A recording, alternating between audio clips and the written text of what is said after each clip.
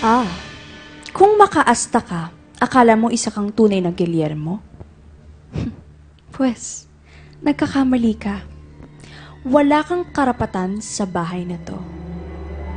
Wala.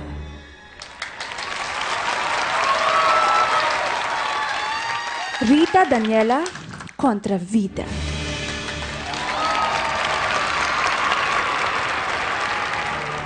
Oh, ano bang tinitingin-tingin mo?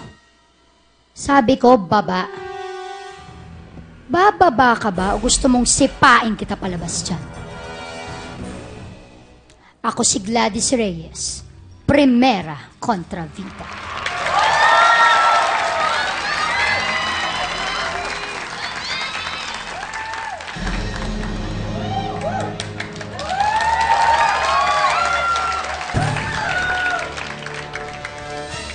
Celia Rodriguez, kontrabida par excellence.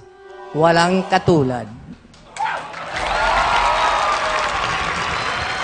Joey De Leon, uuwi na ako.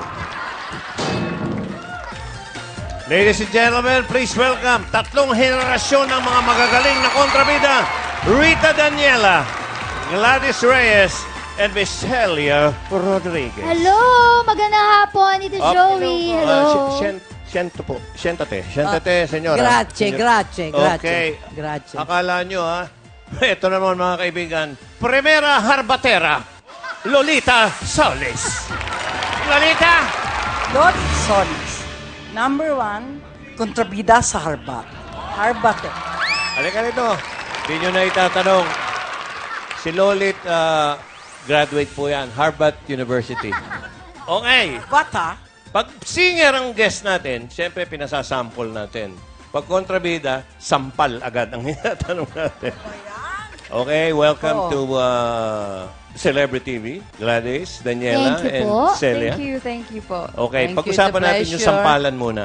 Kayo ba'y nasampal na sa pelikula bilang kontrabida? Madalas. Kasi pinapaganti rin yung bida eh. Okay.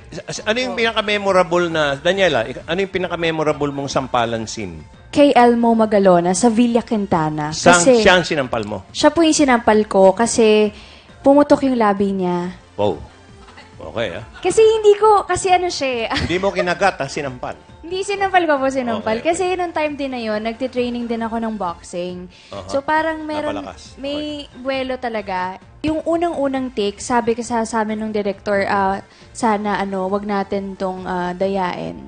So, Okay. yun po. Okay. Ikaw, Memorable. Gladys. Ako yung nasampal na talagang nayanig yung pagkatao ko. Sino yun? Si Ate Maria. Diyos ko, katakataka pa ba yun? Si Ah, Inay Maricel. Maria. At saka si Judy Ann Santos. Sa totoo lang, mapagpanggap lang ho si Juday. No? Akala nyo harmless. Pero pag nanampal yun, mas masakit talaga kaysa sa akin. Kasi Kaya pala maliit minsan lang naman yung kamay ko. Kaya pala minsan si Ryan tabingin yung mukha. Nakakasampa ni Juday. Eto, Miss Celia Rodriguez, ano yung pinaka-memorable mo sa buong karir mo na sampalan? Kakaunti lang kasi ako ang palagi nagsasampal eh. Oo nga. Kaya nga, sino yun? Ikaw ang nung- sumampal. Sino? Sinampal ako ni Nora Honor sa palengke Queen. Oo. Eh, ang liit-liit ng kamay niya, di ba? 4'11 lang siya eh. So, ang liit ng kamay niya. Pero ang ang sampal niya, maski maliit, talagang bigay todo. Bigay todo. Sinakop yung pisngi ko. Yun. Okay. Mali